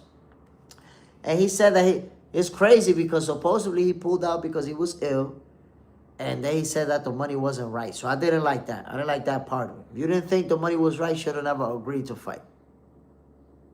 The Hydro Grind. The real guy at 140 is Puello. He will win against Smith, unify, and beat Russell again. It's going to be a good fight. Alberto Puello versus Dalton Smith is going to be a good fight. I haven't made my prediction for that one yet. Shackle Hands. He ain't low. Cap. He was crazy. My peoples, I'm going to tell you like this. The man at 140 ultimately is going to be Shakur Stevenson. Nobody can mess with him in the division. There could be some competitive fight. There could be some real good fights. I would like to see Shakur fighting Gary Antoine Russell. I would like to see him with Dalton Smith and with Richardson Hitchens. But I got to tell you, he beat all of them. Beat them up. You put Shakur Stevenson in the ring with any of them, he's going to beat them up. I just got to tell you the truth. Double AD. Shakur can run 130, 140 as long as he wants. And the only fight that excited is his friend, and they won't fight. Nah, hold on. How you going to say that's the only fight that's exciting? Tank Davis. Isn't that an exciting fight for Shakur Stevenson? Tank? Ryan Garcia? Gary Antoine Russell, Richardson Hitchison, and Dalton Smith. Those are all exciting fights. The only reason that Shakur versus Keyshawn is exciting is because people don't like them. People hate them so much that they want them to fight each other. That's the only reason that's exciting. But there's a lot of exciting fights. Daisy Sanchez, Puello needs to kill Smith in order to get the W. Or really dominate him. Like, he got to really beat him up to get that win. The letter M. Puello will get effed up by Sugar Shakur. Shackle Hands. Risk changing narratives now. Damn, yeah, he's switching narrative. First he was sick. Now you know, the money wasn't right. I don't know about all that. Double AD. I don't see them making a Tank fight. You think Ryan really can box with Shakur to make it exciting? I think Ryan has the quickness and the size to make it an exciting fight. I'm not even going to make a prediction. I'm not even going to make a prediction on that fight because it's not happening. You know, we're talking about hypothetically. But I think Ryan could make it interesting. Could make it a tough fight. Will we ever get it? I don't know. I don't know if we'll get that fight. I see it. I don't mind. The letter M is saying the money wasn't right. The new way to duck. I mean, I don't want to say that he ducked because Duarte wasn't his mandatory. You know, so it's optional. It's optional to fight him. Man, I enjoy listening to your show while at work. Keep up the hard work, fam. Salute, my brother. Appreciate you. Ronaldo, what made Shakur so special is the fact that he stands right in front of you and you still can't hit him. Meanwhile, he peppering you. He on that Floyd Mayweather shit. That's that Floyd Mayweather stuff that he be on.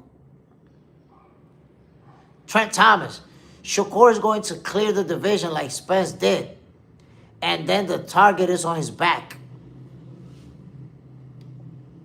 I'm telling you, Shakur is going to be the guy running the 140 division. At one point, he's going to finish stepping away from 135 and just run 140.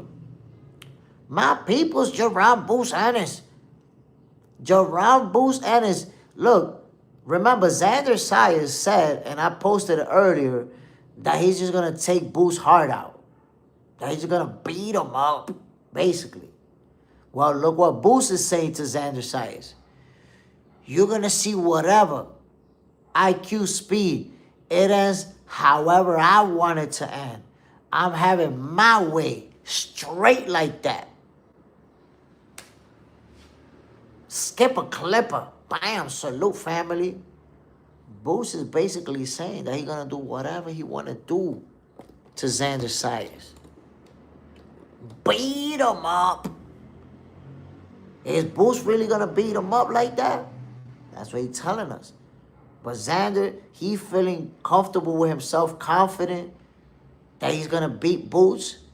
And Boots saying that he's going to have his way with him. Trent Thomas, Shakur is going to clear the division. Jason Bowe, most of the time beats Alexander Usyk at this point. What do you think, coach? Honestly, I don't think at this point. Because he's only 21 years old, bro. At 21 years old, I think Itama needs more experience to beat somebody like Alexander Usyk. I really do believe it. I'm a believer in Moses Itama. I'm telling you right now, I feel like he could have a great run in the heavyweight division and unify, become undisputed, accomplish a lot. But I don't think right now he's ready for Usyk, this very moment. Daisy Sanchez, Team Boach. Marie, I believe him. Boach. The letter M. I can't front. I do see Boots outmatching Xander. I give him the edge. But I will stand by my body. Skip a clipper. Boost 8-4 decision. Does anybody see a stoppage in this fight? Yesterday, some people was like, Xander's going to stop him. And some were saying Boost is going to stop him. The Hydro Grind. There's a few guys no one can beat. Usyk is one of them. I agree. Right now, Usyk is one of them. But there's some out there who got a chance. Who got a chance. I think Caballero has a chance. Not some out there. I think Caballero is probably the only guy I see having a chance versus Usyk right now. The Hydro Grind, there's a few guys. Oh, wait a minute. Hold on, man. Fabio Wardley, he a problem. He a problem, my people. He underrated. People don't realize how good Fabio Wardley is. Which I'd like to see Fabio Wardley and Caballero. Ronaldo. After Boo beat Xander, watch everyone start coming out saying Xander was too green and to take away Boo's credit. Of course they're going to do that. They always do that. The haters always do that. They look for a way to discredit or diminish the win. And I'm going to say this for Xander. It's a perfect time to fight Boots. You know why? And I said this earlier. Because if he loses, he's only 23 years old. He could go right now to 160 and look for a title, look to win a title right there, unify, accomplish some more. And now he's a 2-division champion. And with years to go in his career, super young, he could continue to accomplish. Canelo went on a heck of a run after losing to Floyd Mayweather at 23 years old. Xander Zayas can do the same thing. He's young enough to where taking this L is not going to stop him from accomplishing even more. Super young, super popular, great fighter. Come on now. It's a great time for this fight for him. He's daring to be great. If he don't do it, he's still going to have more opportunities ahead. Double AD, Xander loses and still has the Canelo effect after losing to Floyd. But of course, you want to see Xander, if he does lose, you want to see him lose in competitive fashion. You want to see him be able to go back and forth, land some good shots, and feel good like, yeah, I fought good, went all the way to the end. You don't want to see him get dominated, get pummeled out there. Because a fight, something like that could derail a fighter's mentality. Daisy Sanchez. If Xander does good, exciting fight, he'll win. Even if he loses the fight, he might end up more popular than Boots. It's true. It's true. If he loses in a real good competitive fight, his popularity is going to skyrocket. Because people are going to look at it like, damn, the 23-year-old. And we're already saying that. the 23-year-old decide that he wants to fight the guy considered the best out there in Jerome Boots Ennis. We already given Xander Zayas his flowers for taking on that fight. You got to understand, Boots is not his mandatory. You don't got to fight Boots. You don't got to fight him. He chose to fight him. So you have to understand, Xander Zayas really do believe in himself that he can go in there and win this fight. Skip a clipper. Xander is not trash. I just can't see him beating Boots. Right, look, I'm not making my prediction just yet, but off the top of my dome piece, I would say I can't see him winning either. Side, Xander loses a decision. Let's see. Let's see if he does lose, how he lose. Is he going to beat him up, or is Xander Zayas going to put up a good fight? Maybe even put Boots through adversity. Imagine if Xander Zayas lose a split decision, or if he drop him in the fight and lose, but he becomes the guy to drop and hurt Boots. All of those things could make his stock skyrocket. The letter M.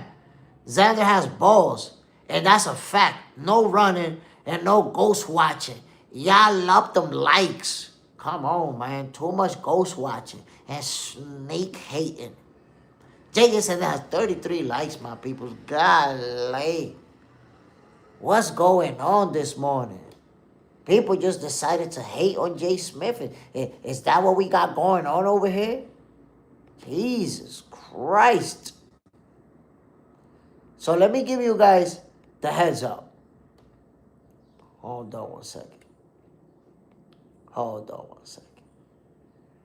Let me give you guys the heads up. Xander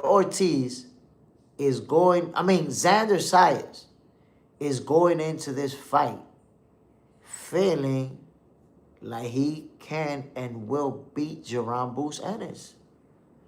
You have to understand, he wanted this fight. He asked for this fight. While people was floating around that fake narrative, oh, Bob Arum had to give him up to get the deal with the zone. Like, who made that shit up out of thin air? Who the goofball who came up with that? Who came up with that shit? I don't know. But what I do know is that Xander Zayas has been about that smoke. Y'all don't remember when he rolled up on Sebastian Fondora? Wanted to do a face-off and everything. Sizing him up. Then he was even like, yo, he didn't look that big to me. I see him from right here. So Xander Zayas wanted to fight Sebastian Fondora. When he been wanting these type of fights. He ain't bluffing. He was trolling Virgil Ortiz. Like, yeah, good birthday to my son. He was trolling Virgil. The letter M. The sacrifice narrative. Fire the goofball that made that up. Goofballery promotion. Come on, man. Xander Zayas is daring to be great. Daring to be great. Now, is he going to take the beating of a lifetime? Or is he going to be involved in a super competitive fight? I think he's going to compete. In fact, Xander Zayas might give Jerome Boots Ennis the toughest fight of his career. He might give it to him. And if that's the case, win, lose, or draw, his stocks is going to skyrocket. He's going to get a whole new fan base off of something like that. My peoples, I don't know if y'all seen Shakur Stevenson, where he posted the other day. Fighters at 135 and 140. Come get your issue. Come get your issue. Shakur Stevenson is literally the boogeyman. I told you guys this before. He's the real boogeyman in boxing. People say that he pillow fisted and that he this and that. They don't want to fight him. Shakur's at a point where he's telling everybody, come get your issue. Look at this belt. You don't want this belt. You don't want this WBO strap. You don't want this Ring Magazine strap. Come check me out. Shakur Stevenson, shackle hands, giving out issues. I mean, he trying to let them know. We got issues for you right here. Trent Thomas, the challenge has been made. Who's going to step up to the plate? The letter M, real question. Do you see anybody giving Sugar Shakur an issue? I think Tank Davis could give him some issues. But ultimately, Shakur been handling issues. That's the problem. But I think Tank Davis gave him a little issues. I think so. Ronaldo, that tells me that Xander wants to be the best because a lot of boxers make their decision based off of money and not fighting the best.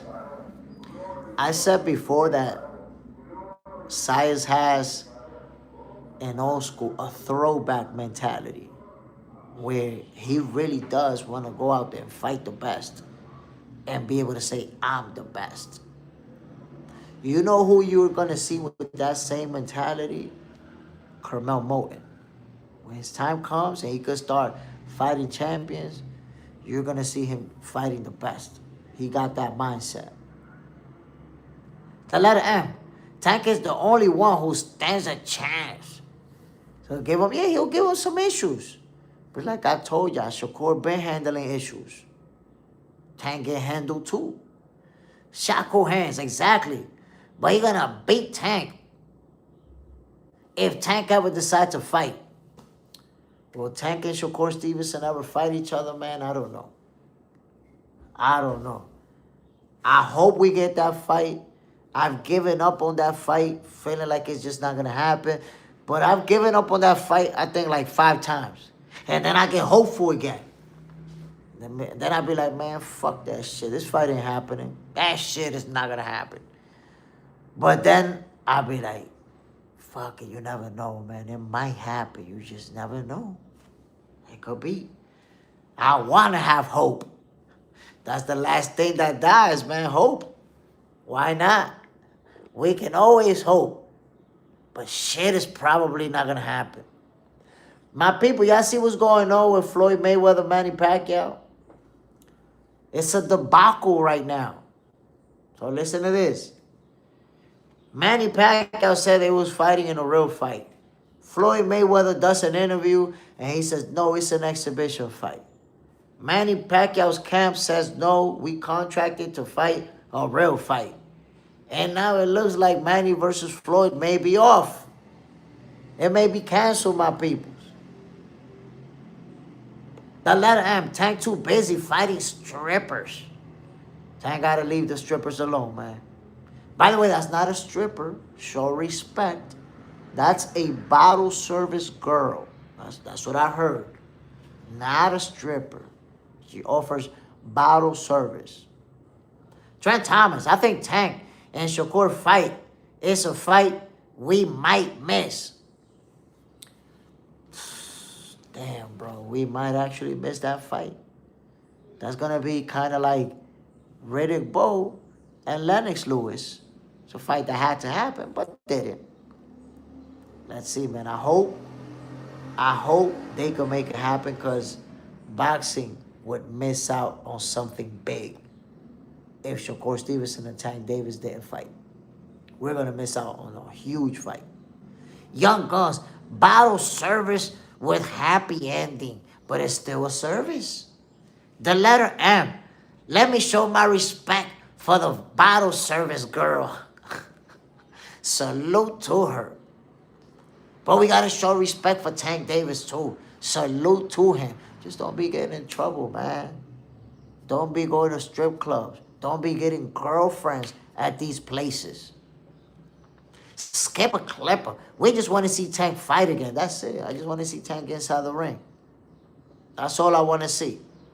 Ronaldo, I agree 1,000% on Moten in the future. I think Carmel Moten is one of those guys who's going to be in the running to become the face of boxing when his time is up. He's going to be one of those guys. Trent Thomas, David Tor, Mike Tyson, that one got away from us. That would have been a heck of a fight. Explosive. The letter M. It's Mayweather versus Tyson. Still on. I feel like it isn't getting promoted enough.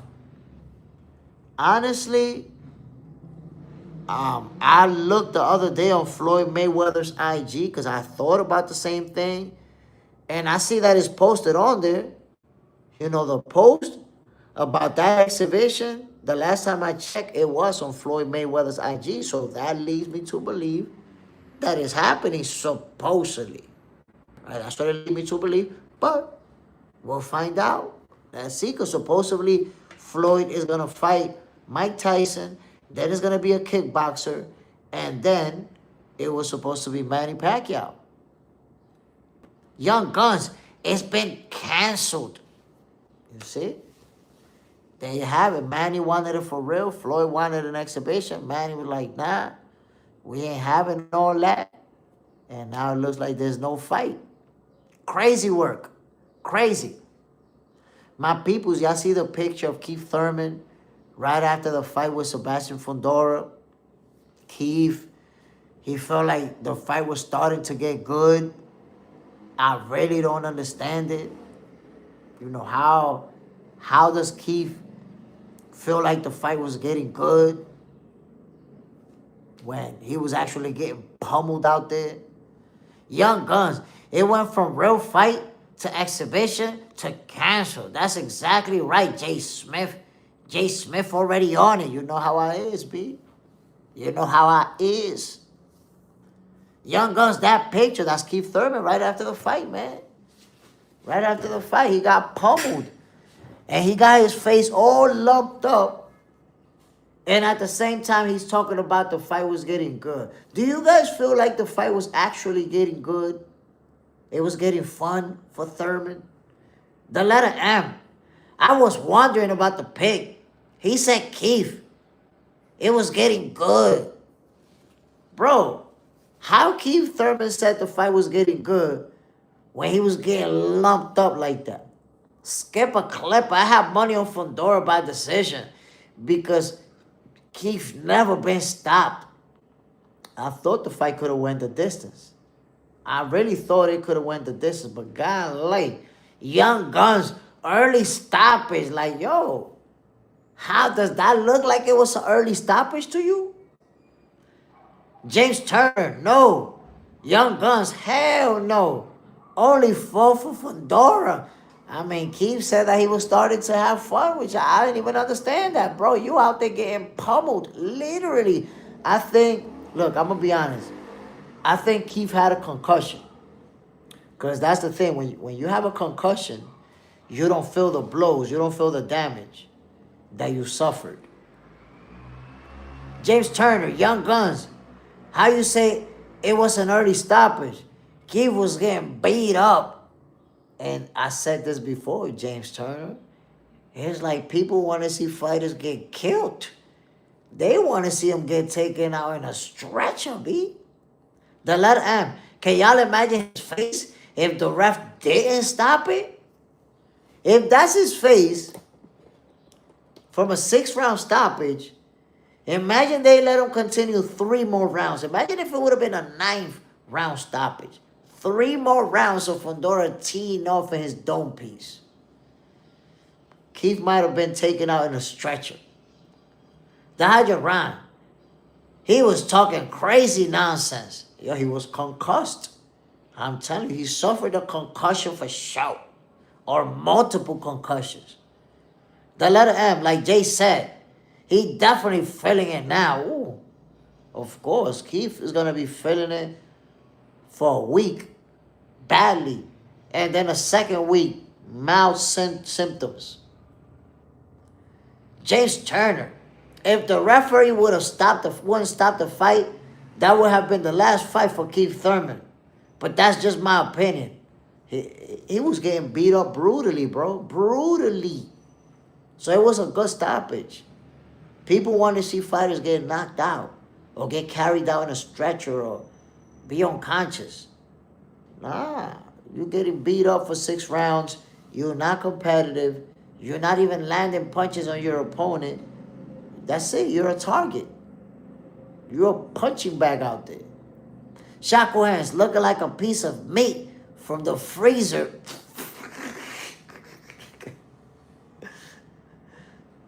The hydro grind. When that adrenaline goes away, the real pain steps. Oh yeah, for sure.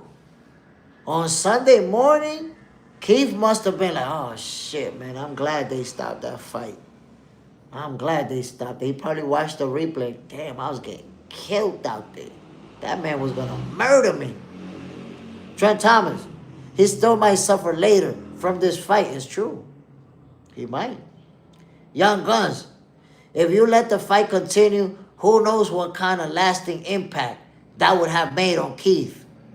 We don't even know if he could have a lasting impact right now, because he definitely took the beating of a lifetime at 39 years old. We shall see. We shall see. James Turner, Thurman can't beat nobody at 154. Look, I want to give him the benefit of the doubt because he fought somebody that was so much taller and he just couldn't find his way on the inside. I want to give him the benefit of the doubt. He fight another fighter because I don't want to say that he's done because of his performance against Sebastian Fondora. Fondora beating people up. Fondora beats almost everybody up. But it's like, I don't want to judge where Thurman stands based on that performance alone. The letter M. I would like to see an interview now. After he saw the replay, if he keeps it real. I mean, after watching the replay in an interview, I would like to believe that he'll keep it real, but I'm not sure, man. I think Keef, because of his bravado, his cockiness, I think he'll still say the same thing. Nah, they stopped it too early. It was getting good. I was really starting to have fun. Taking a beating of a lifetime. Come on, man. Young Guns.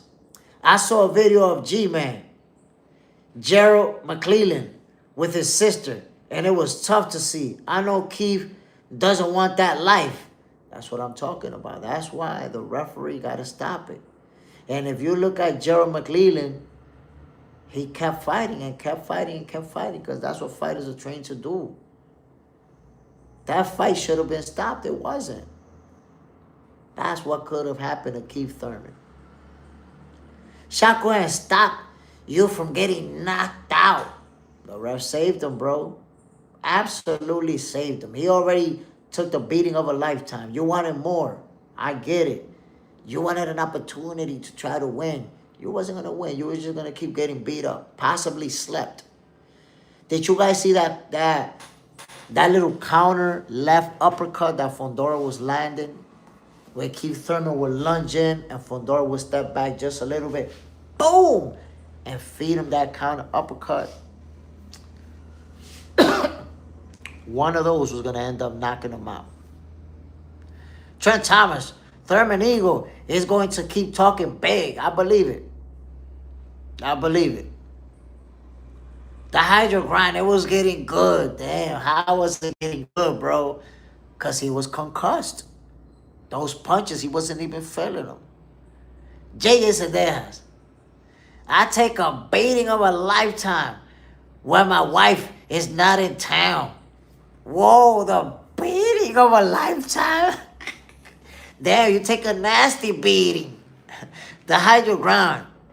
I like that, ref. Sometimes he allows too many clinches. But he's one of the best right now. Of course, he's one of the best referees out there. He did the right thing. My peoples, I'm about to end this episode of Boxing for Breakfast. I hope you guys enjoyed it. You know what's up. This for you, for the real boxing fans. Salute to everybody who tuned in this morning. The Hydro Grind, JJ Zayas, Trent Thomas. Young Guns was in the building. The letter M. James Turner. Who else was up in here, man? Skipper Clipper. Salute, family. Ronaldo Ray was in full effect. Side, salute my brother Raul Mercado. What's the Dale family, Double AD, Daisy Sanchez, Marie, and everybody else who tuned in, man. Toy Mafia in the building. Bam! Everybody who tuned in, man. I really appreciate you guys. You know what this is about. Boxing for breakfast is for the real boxing fan. The people who's really following up on the sport of boxing, the people who really know what's going on out there and are able to formulate great opinions. I appreciate you fellas. Y'all already know, man. Another episode of Boxing for Breakfast will go down tomorrow at 6:30 a.m. Eastern Time. Your boy Jay Smith is going to be on it, my peoples. I'm going to see you tomorrow, man. One love to everybody. Peace out, y'all. Bam!